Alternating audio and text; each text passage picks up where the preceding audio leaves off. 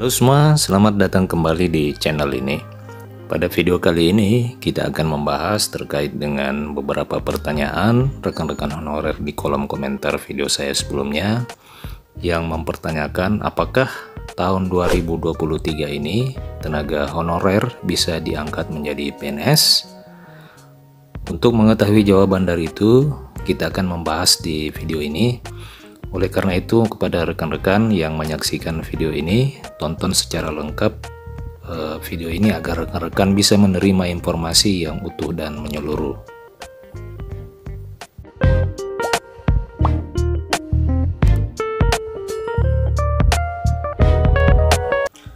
Rekan-rekan sekalian, saat ini Belet Soal Aparatur Sipil Negara dengan status kontrak dan tenaga honorer menjadi sorotan. Hal ini terjadi setelah Dewan Perwakilan Rakyat Republik Indonesia di awal tahun ini telah mengesahkan 39 rancangan undang-undang masuk ke dalam program legislasi nasional tahun 2023. Salah satu dari 39 rancangan undang-undang ini termasuk diantaranya adalah rancangan undang-undang tentang perubahan undang-undang aparatur sipil negara.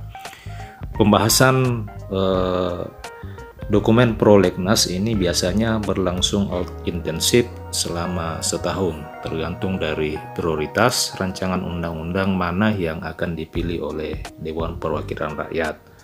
Diketahui bersama bahwa sebanyak 39 dokumen rancangan undang-undang yang masuk ke dalam prolegnas. Nah, biasanya pembahasan ini akan berlangsung selama setahun. Akan tetapi terdapat skala prioritas rancangan undang-undang yang harus dibahas. Tentunya yang bisa memilih rancangan undang-undang tersebut adalah para anggota Dewan Perwakilan Rakyat Republik Indonesia. Apakah rancangan undang-undang aparatur sipil negara nomor 5 tahun 2014 bisa masuk ke dalam rancangan undang-undang yang akan dibahas secara kilat tersebut? Rekan-rekan sekalian, diketahui bersama bahwa pembahasan revisi Undang-Undang Aparatur Sipil Negara ini saat ini telah ditunggu oleh jutaan tenaga honorer, kontrak, pegawai tidak tetap karena terkait dengan kehidupan dan kesejahteraan mereka.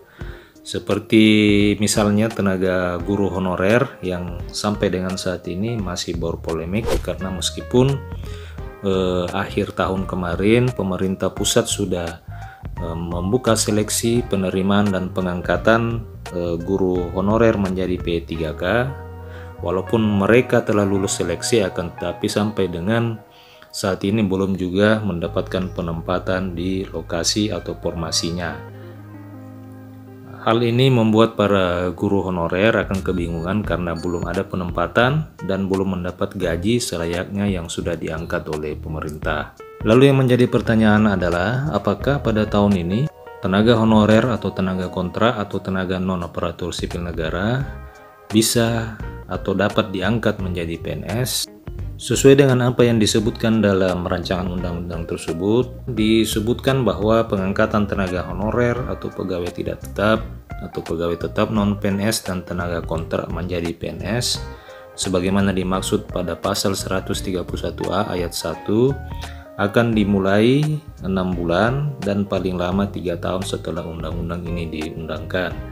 Jadi jika ditanya tentang kapan pelaksanaan pengangkatan honorer ini, tentunya kita berharap agar supaya seluruh pembahasan dan rangkaian pembahasan rancangan undang-undang ini segera ditetapkan.